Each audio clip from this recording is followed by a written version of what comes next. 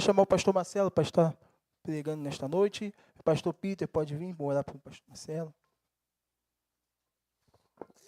A paz do Senhor, vamos orar. Senhor nosso Deus, nosso Pai, muito obrigado, Senhor, pelo privilégio de estarmos aqui na Tua casa, para Te louvar e para falar do Teu amor. Agora, quando o Teu servo fará uso da palavra, que o Senhor Espírito Santo possa ungir os seus lábios, Senhor, e possa comunicar aquilo que o Senhor preparou para os nossos corações, que os nossos ouvidos estejam abertos e atentos à Tua voz. Usa o Teu servo, em nome de Jesus. Amém. A paz do Senhor, querida igreja. Confesso que depois desse pedido do presbítero Rafael, eu não sei se eu fico mais tranquilo, eu fico mais nervoso. Mas, glória a Deus. Que bênção, irmãos, estar aqui nesse ambiente, nessa casa de oração, onde o Senhor tem sido bondoso, misericordioso e se manifesta poderosamente nas nossas vidas. Nossa gratidão, nosso agradecimento à liderança, aos nossos pastores, nossos amigos aqui, que me concedem essa oportunidade. Obrigado, Rafael, pelo convite. Obrigado, minha liderança, meus pastores, pela confiança de estar aqui hoje pregando a palavra. Irmãos, eu sempre gosto de frisar o quanto é difícil. Em muitas igrejas, aos domingos, é sempre uma característica do pastor presidente, somente ele prega. E nossa igreja tem essa liberdade, esse carinho, essa amizade, essa confiança de nós estarmos aqui compartilhando a palavra de Deus. Isso é bênção de Deus. Também gostaria de destacar essa singela homenagem que foi feita ao culto dos varões. A igreja está bonita, né? A igreja está diferente, está essa coisa aí da Copa. Que coisa bonita, irmãos. Uma homenagem, uma ornamentação própria para os varões, né? Coisa linda, irmãos. Aí todo mundo pensa que é real, né? Mas ontem teve o evento das crianças. E a EBF, aconteceu aqui uma grande festa, foi muito bonito. E eu acho que permitiram aí que ficasse. E ficou bem, irmãos. Ficou uma homenagem para o culto dos varões. Ficou legal, não ficou? Pessoal que gosta de futebol, tudo a ver, varões e tal. Acho que ficou... Oi? Crianças grandes, sim. Homens, crianças grandes. Muito bem colocado, pastor. Então, fica aqui a nossa alegria em ter a igreja assim.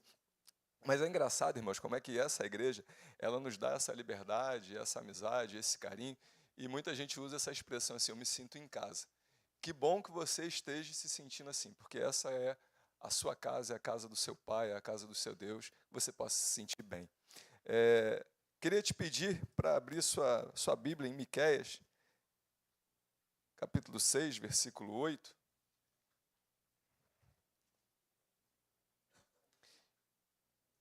E logo após, também eu vou pedir para abrir em 1 Coríntios 16, 13 e 14. Primeiro Miqueias, 6 a 8, e depois 1 Coríntios 16, 13 e 14. Beleza. Então, Miqueias, vamos lá. Ele mostrou a você, ó homem, o que é bom e o que o Senhor exige de você. Pratique a justiça, ame a lealdade e ande em humildade. Obrigado, pastor. Ame a lealdade e ande em humildade com o seu Deus. Em 1 Coríntios 16, 13 e 14, diz assim, estejam vigilantes, mantenham-se firmes na fé, sejam corajosos, sejam fortes, façam tudo com amor. Glória a Deus. E essas são algumas orientações que nós vemos na palavra do Senhor para o homem.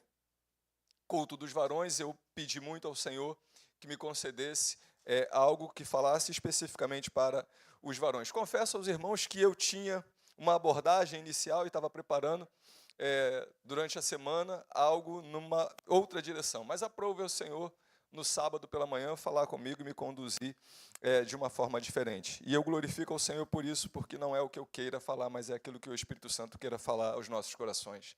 Nessa época, na época de Jesus, os homens tinham uma sociedade patriarcal, onde os homens viviam em conflitos para defender seus exércitos, para defender o povo de Israel. Então havia conflitos, guerras, o homem exercia muitas funções, né? O sacerdócio, o trabalhador, ele que trabalhava, a provisão vinha somente dele, e a palavra nos orientou aqui sobre coragem, lealdade, praticar a justiça. E tudo isso, todas essas realizações, todas essas tarefas, como sacerdócio, reinado, trabalho, a liderança estava dentro desse contexto. Mas como viver essas orientações nos tempos de hoje? Até porque o tempo passa, algumas coisas se modificam, algumas coisas não são como naquela época, mas as orientações do Senhor para a nossa vida permanecem, porque a palavra do Senhor é imutável. Então, o que Deus falou para o homem no passado, como esforça-te, tenha coragem, mantenha-se firme, ele vive nos dias de hoje. E uma das coisas que eu começo a questionar e a trazer um pensamento para essa palavra é que o que antes era especificamente só para o homem, o trabalho, hoje nós temos a mulher no campo de trabalho. Hoje nós temos o papel da mulher, e que precisa ser ressaltado, que foi com muita luta, foi com muita dificuldade. As mulheres eram humilhadas, sufocadas, e com o passar do tempo elas vão lutando, e muitas das vezes iniciou-se com um trabalho inferior, com uma faixa salarial bem abaixo, e, enfim, uma série de tabus e preconceitos foram sendo vencidos. Mas como isso acontece com a mente humana? Ou melhor, perdão, como é que isso se depara, acontece com a mente do homem, vivendo uma situação que até então era um campo só dele? E aí as mulheres não só capacitadas, não só desenvolvendo suas funções com excelência. Interessante que o que era para ser uma parceria, o que era para ser um trabalho em equipe, começa, na ótica de muitos homens, um desafio e uma ameaça. E a palavra de Deus diz em Provérbios 29, 25, que o temor aos homens gera ciladas, mas quem confia no Senhor está seguro. Mas essa insegurança, causada pelo desconforto de ver mulheres tomando posições que antes eram um campo somente masculino, faz com que os homens se posicionem de uma maneira muito estranha. E por isso, o meu desejo de trazer à memória que é possível viver as orientações do Senhor nos dias de hoje, com respeito, com integridade, honrando as mulheres, não como adversárias, mas como companheiras. E a mulher, mais uma vez, se destaca na liderança. E aí ela não só começa a ocupar lugares de destaque. Irmãos, que bonito você vê. Às vezes na televisão, na mídia, você vê aí delegadas, juízas, doutoras, médicas. Que bom que o Senhor capacitou e as mulheres foram vencendo, como eu disse, vários preconceitos numa sociedade machista e foram mudando a história. E hoje nós temos profissionais em várias áreas de segurança. Mas os problemas continuam. Ao invés da gente, muitas vezes, honrar e se deparar com as bênçãos que o Senhor vem derramado sobre cada ser humano, homem ou mulher, a gente se depara com uma mulher que agora está numa posição de mando, de chefia. E aí o homem está sujeito àquela autoridade. É engraçado que muitas vezes nós passamos por algumas situações em que aquele homem não tem um trato com o seu subordinado, não tem um trato de educação, mas você assim ainda aceita. Mas nessa caminhada, nessa história, nesses anos que se passam, mulheres se posicionam de uma maneira e homens têm dificuldade. Imagina, à frente de uma tropa, uma mulher, num alto posto, ela dá ordens aos seus homens. Como isso trabalha na mente desse homem? Eu lembro de algumas situações em que o pastor Eli já disse aqui, que no decorrer da sua caminhada, era cultural enfrentar alguns problemas, principalmente no campus em que ela pertencia. Mas o Senhor a honrou. E muitas coisas ela foi galgando respeito de muitas autoridades eclesiásticas masculinas. Uma outra pastora dizendo para mim que às vezes ela vai lidar com certos obreiros, no sentido de obra, e ela fala algo e a pessoa tem dificuldade de entender. O mesmo homem fala a mesma coisa e o personagem entende. Irmão, que dificuldade é essa? A palavra é a mesma. A orientação é a mesma. Mas às vezes a gente às vezes ouve muito isso. O homem reconhece o outro homem. E a mulher a gente não reconhece por quê? Nesse contexto em que homem e mulher saem para trabalhar, as famílias começam a viver situações de conflito. E um conflito que envolve agora as finanças. Porque é o teu salário, é o meu salário. Quem ganha mais, quem ganha menos. A palavra de Deus diz que é um só corpo. Homem e mulher se unirá e se tornar um só corpo. Mas, no entanto, a gente quer ter divisões até mesmo dentro da casa. Não era para somar, não era para ser uma equipe, mas enfrentamos essas dificuldades. E as coisas tendem a piorar um pouquinho mais. E a gente vai mergulhando um pouquinho mais e a gente vai pensando o seguinte, e quando a mulher está empregada e o homem encontra dificuldade e passa talvez por um momento difícil, aí a gente dá surgimento a uma nova qualidade de homem. Uma qualidade de homem que a Bíblia sempre fala para não ser. Aquele homem que diz assim, eu quero sair para trabalhar, mas eu quero acordar às 11 horas. Aquele homem que, como o pastor Peter falou agora há pouco, eternas crianças, ele falou num sentido de brincadeira, mas às vezes o homem ele retrocede na sua maturidade e ele quer passar o dia inteiro sem fazer nada. E uma coisa que a gente não consegue entender, ou muitas pessoas têm uma certa dificuldade, melhor colocando, é que o trabalhar em casa e o trabalhar na rua para a mulher, irmãos, o padrão é o mesmo. Às vezes a gente não considera o trabalho de uma mulher em casa e você não tem noção, porque eu já ouvi muitos contextos engraçados em que as misericórdias do Senhor são iguais às faxinas da nossa casa, elas se renovam a cada manhã. E você vive constantemente trabalhando. Mas esse homem dentro de casa, ele não ajuda, ele não colabora, ele não lava, ele não passa, ele não faz absolutamente nada. E ele quer exigir que essa mulher venha chegar em casa e venha dar o início ao terceiro período de expediente. Ela trabalha de manhã, ela trabalha de tarde, ela chega em casa e ela tem que cuidar da casa. Quando muitas vezes, quando o papel era invertido e ele estava trabalhando, ela estava dando conta da casa. Por que não colaborar? Por que não ser uma equipe? Eu não estou falando de papéis invertidos, eu estou falando de papéis em que se ajudam mutuamente. A palavra de Deus nos ensina assim, é melhor serem dois do que um, porque maior é a recompensa do trabalho de duas pessoas. Irmãos, colocar isso em prática. Nesse misto de acontecimentos, de posturas e de cultura, a proporção da piora não é 10, 100, talvez de 100 mil, talvez de milhões, porque o homem consegue adotar um comportamento ainda pior. E por isso eu bato muito nessa tecla de que nós precisamos trabalhar no culto dos varões essa metodologia para tentar vencer uma doença, algo que está acontecendo que, irmãos, com certeza você já viu, porque isso está acontecendo diariamente, que é essa violência absurda contra a mulher.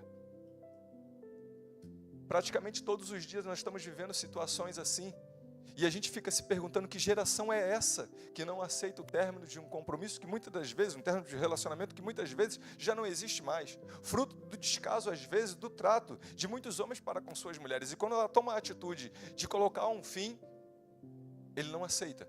E aí nós nos deparamos com o ápice do absurdo, da agressividade, da violência, gerando não só danos físicos, emocionais, mas causando a morte daquele que deveria proteger, daquele que deveria cuidar. Aonde está o marido que vai abraçar, que vai proteger, que vai cuidar da esposa como Cristo cuidou e protegeu da igreja, se entregando até a morte por ela? O que aconteceu com essa mentalidade que foi capaz de provocar a morte daquela que você disse que amava? Que sentimento é esse? Isso não é um sentimento, isso é uma doença.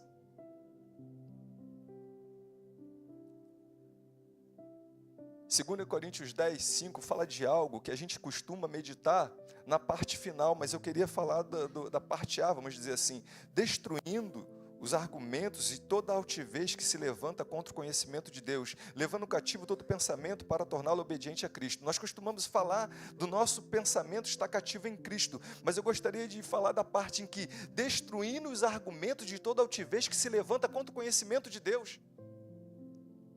Porque a gente precisa trabalhar esse pensamento em que muitos homens se acham donos, capazes de ferir, de machucar, de matar.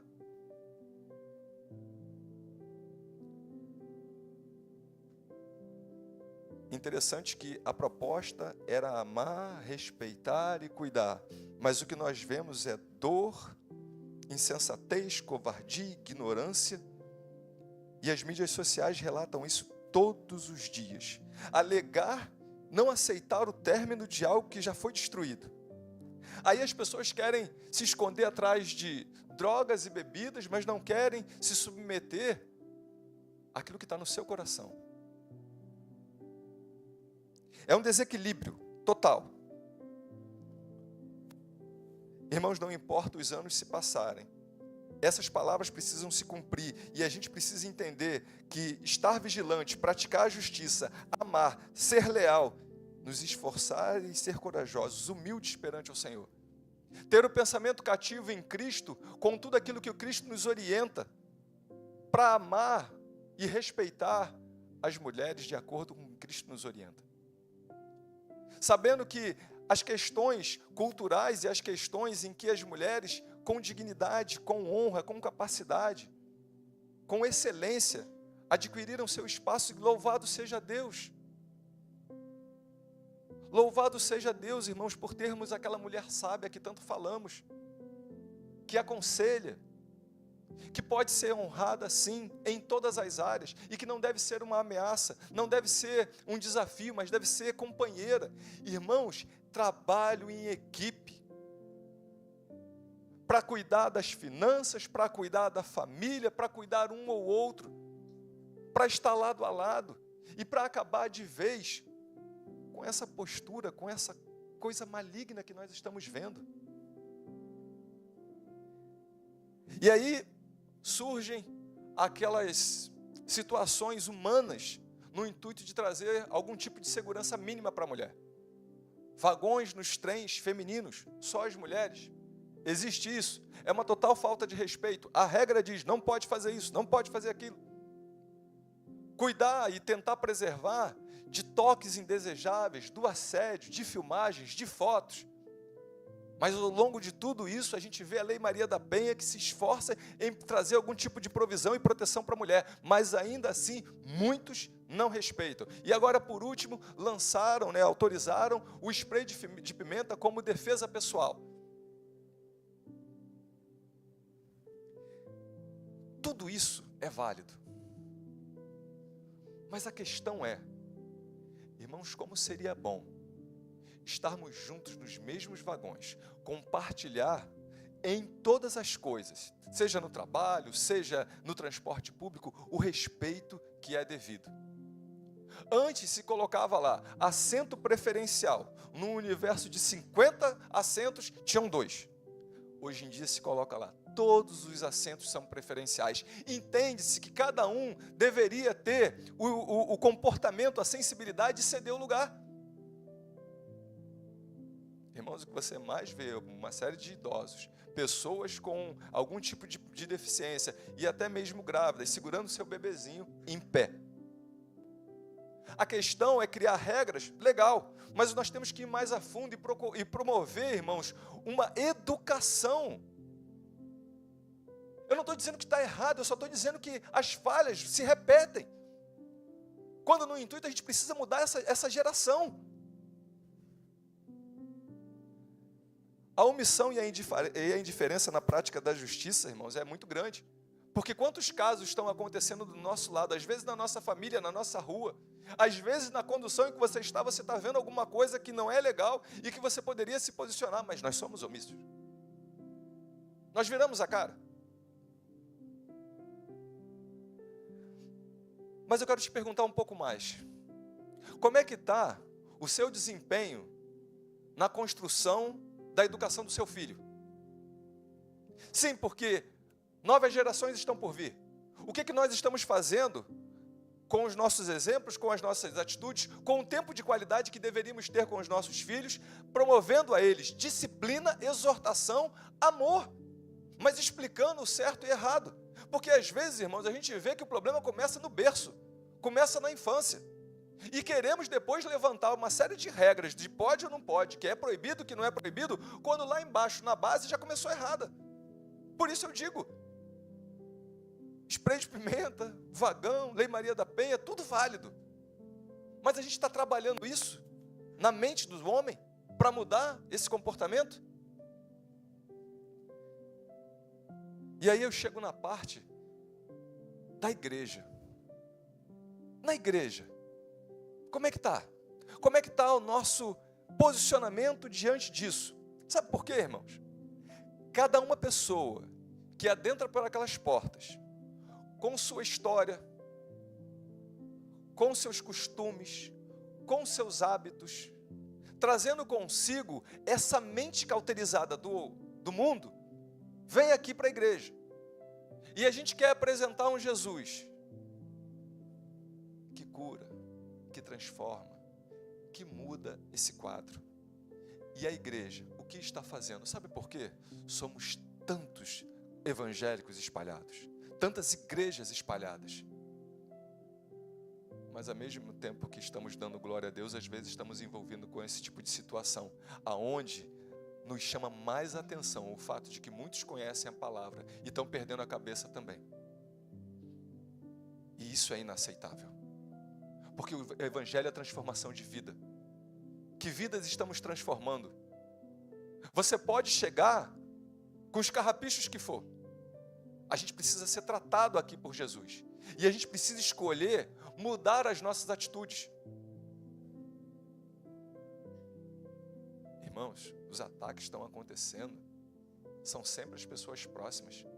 As mães, as irmãs, as filhas, irmãos. A coisa está evoluindo cada vez mais para pior. Mas eu entendo que tem um evangelho aqui dentro dessa igreja que modifica a história desse homem, que transforma. Por favor, eu não estou querendo vitimizar o homem, eu estou querendo trazer a responsabilidade que a gente precisa exercer o domínio próprio em diversas questões, principalmente quando as coisas não saem do nosso jeito. Mas essa ira, essa revolta, que faz o homem perder a cabeça e acabar com a vida de outro ser humano, de outra pessoa. Irmãos, isso tem que parar. E o nosso papel é importantíssimo na sociedade. Porque a gente não está brincando. A gente está a gente está promovendo um Jesus que transforma, e a gente precisa transformar essas coisas dentro da gente que às vezes a gente não quer mexer. Da grosseria, da vaidade, do orgulho. Irmãos, quando chega num caso, num ponto, como muitos que a gente vê, quando a gente vai estudar, à luz de uma psicologia, à luz de uma sinceridade, o relacionamento acabou há muito tempo. O desrespeito acontece muito lá atrás. Mas a gente promove um Jesus de amor. Um Jesus que diz assim, ó, aquele que perseguia os cristãos, aquele que matava, agora se levanta como o apóstolo dos gentios. Isso não é uma brincadeira, isso é uma realidade. Mas para isso tem que ser eu e você. No nosso evangelismo dizendo a verdade, falando de Jesus. Para que seja uma mulher ou seja um homem falando com outros, irmãos, ali está o Espírito Santo, quem está falando é Deus através da tua vida, através da tua boca.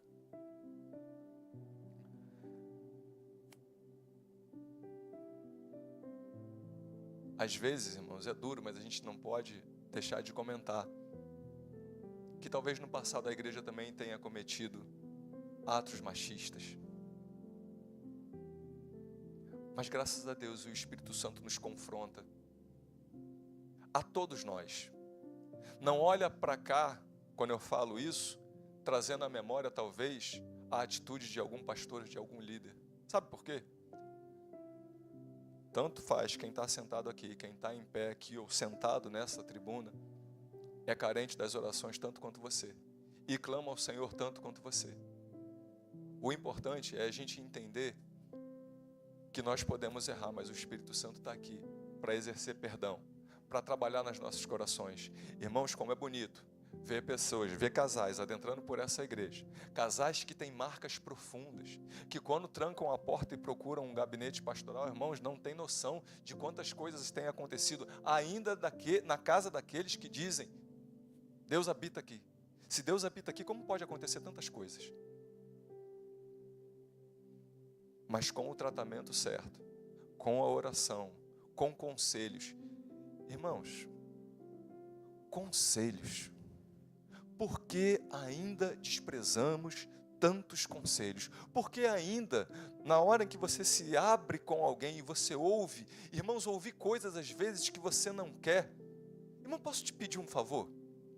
Antes de você expressar qualquer opinião, vai para casa e reflita sobre tudo que você ouviu e tenta administrar, porque às vezes tudo que foi falado com propósito, ser bênção para a tua vida, ser remédio para a tua alma. Não, irmãos, a igreja não vai calar e a igreja não vai apoiar esse tipo de situação. Não há omissão para as igrejas. O que há aqui é tratamento de Deus para qualquer um que precisa. Mas a questão é, está disposto? Porque às vezes o remédio vai ser amargo. Nessas mudanças de vida, o mertiolate ardia, hoje não arde mais. Alguns remédios não estão mais na prateleira. Minha mãe hoje não, mas esses dias atrás me perguntou sobre um determinado remédio que a gente conhecia, era costume na nossa infância, não me recordo agora, mas mudou. E quando não muda, ele simplesmente some. E quando muda, a composição se torna diferente. Mas uma coisa que não vai mudar é a palavra do Senhor. E o amor que Jesus tem. Essa comparação é tão linda, irmãos, e é tão importante. O amor de Jesus é comparado ao amor do homem para com a mulher. A orientação do homem cuidando dos seus filhos. A orientação da mulher para com o homem. Sim, mas não é esse o foco hoje.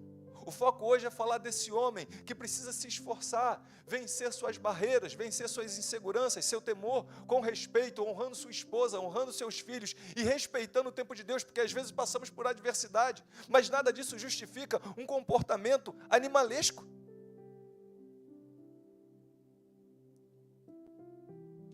A palavra hoje não é para que o homem se sinta pressionado, é para que possamos cair com o nosso pensamento e parar, porque, irmãos, omissão também faz parte, não podemos nos omitir, precisamos nos unir para poder provar, para poder mostrar para esses homens que de repente não compartilham desse pensamento que é possível, que tem um Deus que transforma. Porque sabe de uma coisa? Alguns demonstram algum tipo de arrependimento, mas tem muitos por aí que fazem essas atrocidades e que não têm nenhum tipo de arrependimento. E aí eu te pergunto, joga na prisão, passa lá os anos que for, e quando sair faz o que com esse homem? Deixa eu te lembrar uma coisa, o nosso papel é pregar um Jesus que salva, que cura, que traz arrependimento. Então, pelo amor de Deus, cuidado ao pensar assim, que apodreça, que Jesus alcance. Irmãos, nosso olhar é de um Jesus que alcance e que realmente aconteça mudança de vida. Irmãos, eu tenho uma determinada idade, 52 anos. Tu acha que eu me preocupo só com a minha vida hoje? Ou me preocupo com a vida dos meus netos? Ou então, por que não dizer, de todas aquelas crianças que estavam aqui? Crianças juntas, meninos e meninas, irmãos, brincando das mesmas brincadeiras. É bem verdade que as tias ficaram doidas, é verdade, é uma loucura. Mas eu fiquei parado e fiquei pensando, falei, gente, que coisa linda. Porque tem inocência nesse momento, tem pureza, e são todos amiguinhos. Tem lá suas exceções, de vez em quando o clima esquenta, mas a tia está lá. mas tenha inocência. E aí eu fico pensando, né, que a Bíblia nos ensina, né, para a gente se comportar como criança. Porque dentro de nós tem muita malícia, muita maldade. E as pessoas conseguem fazer planos milaborosos. Como é que é? Perdeu. Mirabolantes. Obrigado. Para poder expor uma mulher. Para poder prejudicá-la.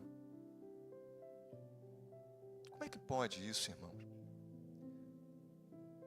A mulher já tem um histórico tão grande para lutar e alcançar o que hoje nós estamos vendo, e assim, glória a Deus por isso. E aí ela se depara com esses ataques. Irmãos, tem cada coisa que acontece na nossa vida que só Jesus para mudar o nosso emocional. Tem processos que a gente passa, principalmente quando a gente deposita confiança em alguém, porque tem um sentimento, porque tem um carinho, porque acredita que está protegida, e de repente se vê traída. Irmãos, existe um estrago na vida daquele homem, que abandonou todo o princípio, que abandonou todo o projeto de Deus,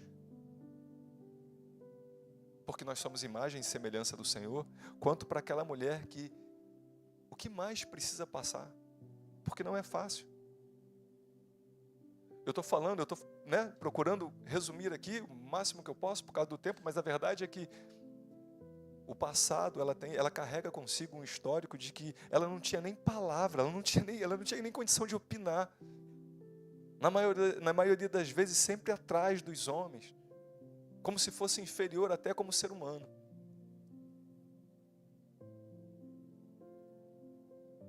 Mas nós estamos aqui, como família, na mesma colocação que eu fiz daquelas crianças, nós estamos aqui, em união, em respeito, em comprometimento, tentando se posicionar exatamente como Jesus está falando, porque independe de época, nós podemos ajudar, promovendo segurança, amor, respeito, reconhecimento. Nós podemos mudar, e na mudança começa dentro dos nossos sentimentos, dentro do nosso pensamento, porque respeito é a base de tudo. Quando eu olho para a minha liderança, a todos os pastores que estão aqui atrás, não especificamente só o pastor Eli, pastor Peter, pastora Jane, mas todos, sem exceção, irmãos, estamos sempre dispostos a ouvir e a conversar. E uma coisa que eu penso é que o homem carrega consigo as dores de tentar esconder uma enfermidade atrás da sua armadura. Mas Naamã ouviu uma menina e a cura chegou para ele. Vamos ter a sensibilidade de se expor. Se expor para a nossa adjuntora, para a nossa companheira, para os nossos pastores, para os nossos amigos de Deus. A ressalva, vamos nos expor e buscar nos nossos amigos de Deus para poder falar mais. As mulheres venceram barreiras, as mulheres venceram preconceitos. Eu só queria que os homens vencessem uma coisa, eu quero fechar aqui, o silêncio. O silêncio de carregar suas mágoas, suas feridas, achando que vai deixar de ser homem, porque está demonstrando ali, olha, estou precisando de ajuda. A gente vai vendo, às vezes, alguns homens até no seu limite, e acabam estourando como se fosse uma grande dinamite, por algo que às vezes vem sofrendo ao longo dos anos. A começar pelo seu tratamento, pela sua saúde, pelo cuidado com a sua saúde. Ainda naquela cultura de que o homem não chora, mas Jesus chorou. O homem tem que suportar. Tem que suportar o quê? Compartilha. Vamos trabalhar em equipe. Vamos vencer a barreira do silêncio. Vamos mudar essa geração. Mudar essa geração. Pregando Jesus, vivendo Jesus, respeitando as esposas, as filhas, as mães, sendo leal à justiça, ao amor que Jesus nos ensina. Que o bom Deus continue falando aos nossos corações, e em especial a todos os homens aqui. Quero pedir, pastor Eli, se possível, está fazendo uma oração para todos os homens aqui, para que a gente possa promover essa mudança. E com a permissão do presbítero Rafael, logo após eu estou passando a direção do trabalho para a pastora Jane. Eu vou orar.